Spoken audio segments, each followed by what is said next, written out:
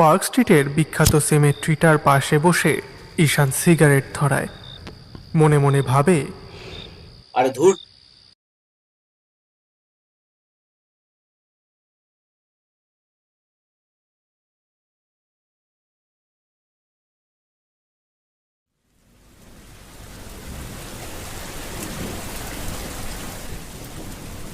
সকাল থেকে বৃষ্টি শুরু হয়েছে।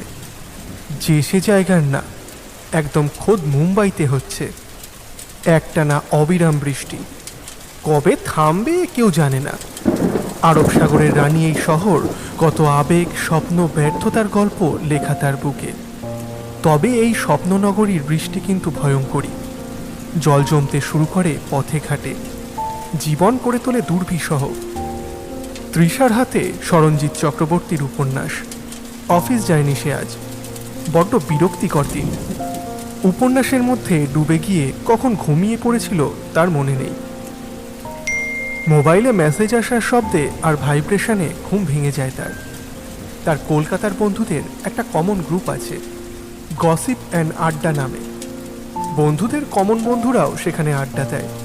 সেরকমই এক বান্ধবী রাইয়ের কমন ফ্রেন্ড অর্ণব, বছর 26-এর ছেলে, গিটার বাজিয়ে গান করে আর একটা মাল্টিন্যাশনাল কোম্পানিতে চাকরি করে। হাই তৃষা, কেমন আছো? অর্ণবের মেসেজটা দেখে একটু রেগে যায় সে, একটা রূঢ় উত্তর দেয়। না মরে বেঁচে আছি, কোনো সমস্যা? কিছুক্ষণ পর অর্ণবের প্রত্যুত্তর আসে, তবে লেখায় না, ভয়েসে, গানে। গিটারের তারে সুর তুলে অপূর্ব সুন্দর গলায় সে গান গেয়ে পাঠায়। আমি দূর হতে তোমারেই দেখেছি, আর মুগ্ধ হয়ে চোখে চেয়ে থেকেছি। ভ্রু কোচকায় তৃষা, প্রত্যুত্তরে লেখে, মেয়ে পটানোর নিনজা টেকনিক, তবে কোনো কাজে লাগবে না। না না, পটাতে চাইছি না, শুধু বন্ধুত্ব করতে চাইছি। নিখাদ বন্ধুত্ব। অর্ণবের উত্তরে একটু হাসি পায় তৃষার। সে লেখে, তা ভাই, বয়স কত তোমার? তোমার থেকে বড়ই হব। আমার অনেক বন্ধু, আর নতুন বন্ধুর দরকার নেই। কিছুক্ষণ সব চুপ।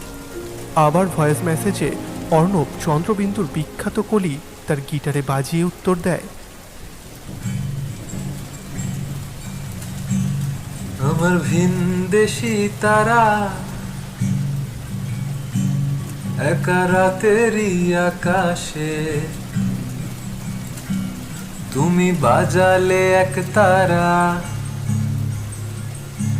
আমার চিলে কোঠার পাশে।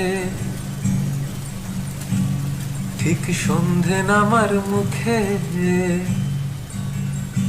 তোমার নাম ধরে কেউ ডাকে।